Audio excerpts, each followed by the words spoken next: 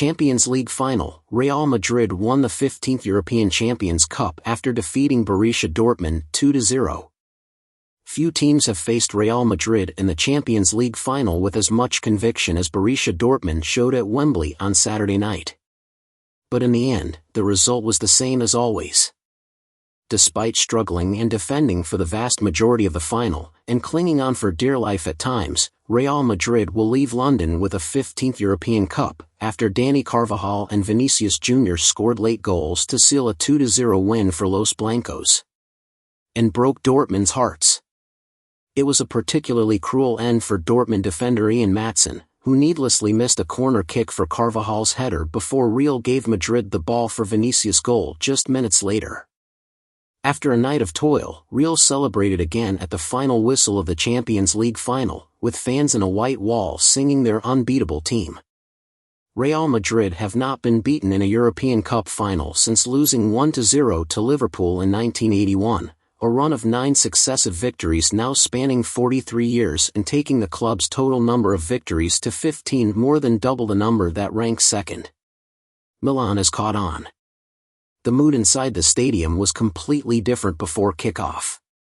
The famous yellow wall was loud almost an hour before kickoff, as it was carried brick by brick, fan by fan from Dortmund to Wembley without missing a beat.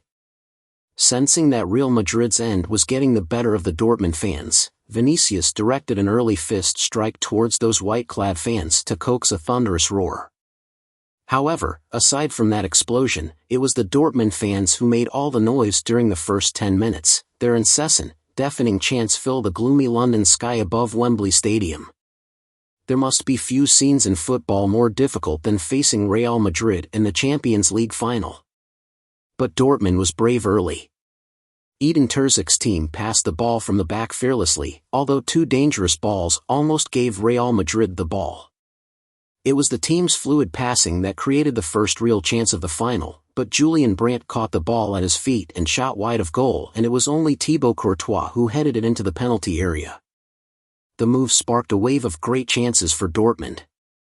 Nicolas Vogtrug had a close-range header saved and a shot hit the post and rolled agonizingly across the goal line, while Karim Adeyemi had 2 great one-on-one chances but failed to convert either.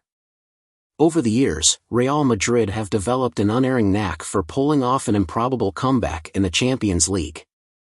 Defender Nacho once said the team had magic on such European nights, but tonight it felt as if there was a supernatural force preventing Dortmund from scoring.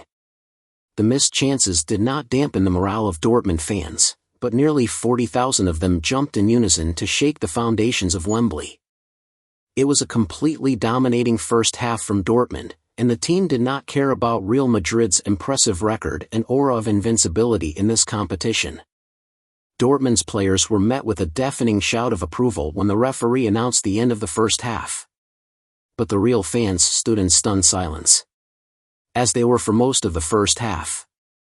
Not only did the team look shaky defensively, they looked completely toothless in attack, with every attack being comfortably blocked by Dortmund's defense.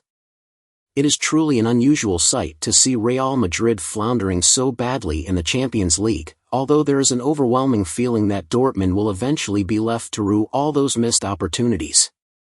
There were some early signs of life from the men in white early in the second half. Toni Kroos's free kick was saved in stunning fashion by Gregor Kupel, but Dortmund came back.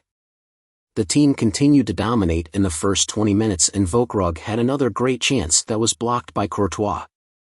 The Belgian goalkeeper produced one of the best performances ever in the Champions League final when Real Madrid beat Liverpool 2 years ago, and was at his best again after returning from injury in time for the match. Then the inevitable happened. Firstly through Carvajal's header and then when Maatsen passed the ball straight to Bellingham, allowing the Englishman to find Vinicius, who slotted the ball over Kupel. Even as hope faded completely as the remaining seconds of stoppage time ticked away, and in the face of thousands of enthusiastic Real Madrid fans, the Dortmund fans defiantly raised their scarves and continued to sing.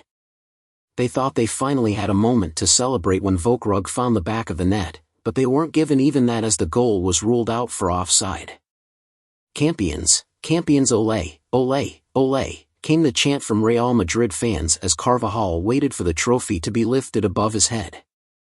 It was a sleepless night for both teams of players and fans, but for very different reasons.